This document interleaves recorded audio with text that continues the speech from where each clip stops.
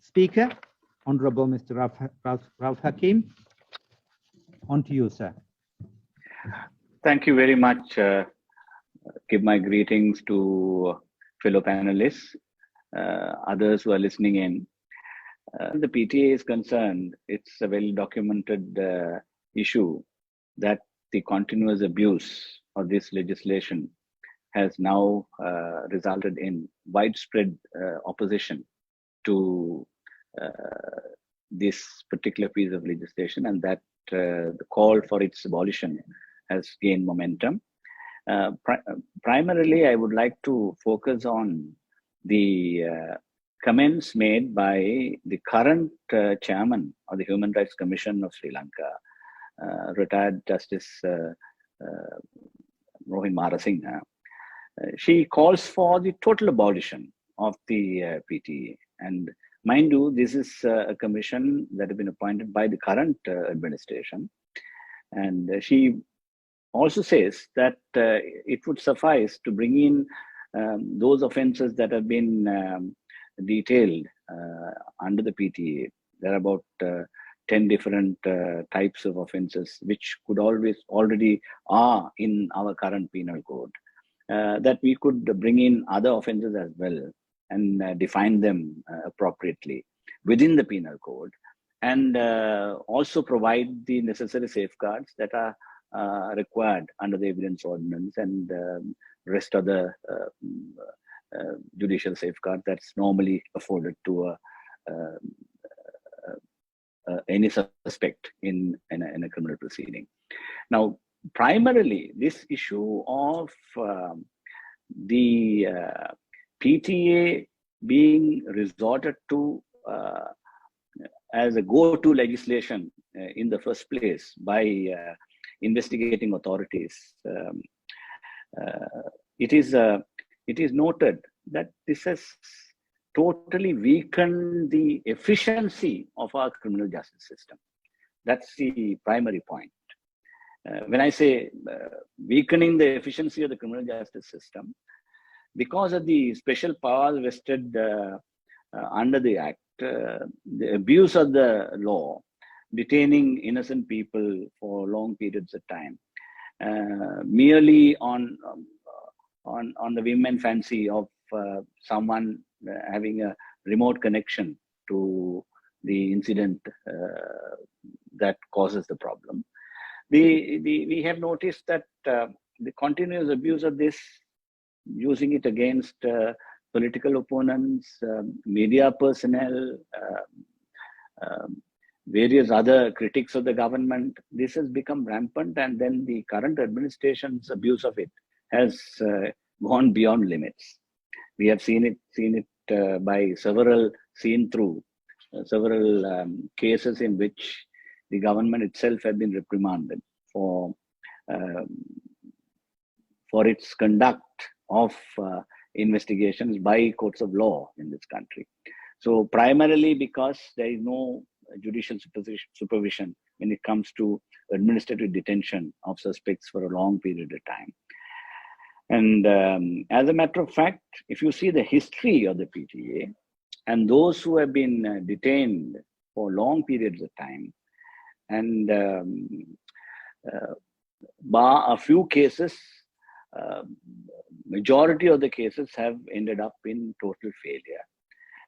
Gathering of evidence have taken inordinate time, and the mental trauma that it caused not only to the suspects, their families, is a serious matter.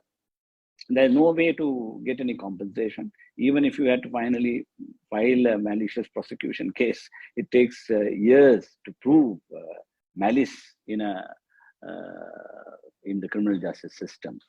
So the shortcuts that are available to the investigators through this draconian piece of legislation has basically caused total inefficiency in the system. They resort to shortcuts in the sense forced confessions, torture, continuous mental trauma on the suspects. These are issues that has to be addressed. And particularly after the Easter Sunday attacks, there was this panic button that was pushed by everyone around, and then thousands of people were taken into custody, kept for inordinate period of time. And even of late, many people, prominent lawyers, journalists, and even literary figures who have just, young poets, and variety of people, politicians have been detained on the whim and fancy of some of those people who have brought in false charges against them. There has been serious reprimand by courts in the country against the way in which this has happened. Now, if you see the connected, they also use the provisions under the other law that is available, that is this so-called ICCPR Act, and prosecuting people for hate speech. When there is, if you see the application of the hate speech provisions, it's always observed in the breach when it comes to the majority community, or even robed religious peoples. They have been spared the impact of the ICCPR provisions for hate speech. So hate speech provisions in the PTA. So if you want, what we say is a total abolition is in order. It has been totally abolished, and if necessary, a separate counterterrorism law could be discussed. But then, as pointed out by the chairman of the current Human Rights Commission, the bringing in provisions into the penal code and subjecting it to the normal due process of the criminal justice system would suffice to counter whatever situations. I mean, if you see in 1960, we had serious threat when it came to forces trying to topple the government. Then in 1971 insurrection, we didn't have this piece of legislation. And then subsequently, the terrible abuse of the law has resulted in everyone calling for its abolition, and it's time that it is abolished. You use the hate speech provisions in the ICCPR Act to take revenge from your political opponents. But when men in robes come and use absolute hate speech, they are rewarded by being appointed chairman of the presidential task force. This is what happens. If you are in robes, you can speak, you can engage in hate speech as you like. That is what the executive thinks. And this is the way we are going to behave. This is why the international community has seen through this duplicity by the government. And that is why now you are forced to amend the PTA. But amending PTA alone won't do. You have to totally get rid of it.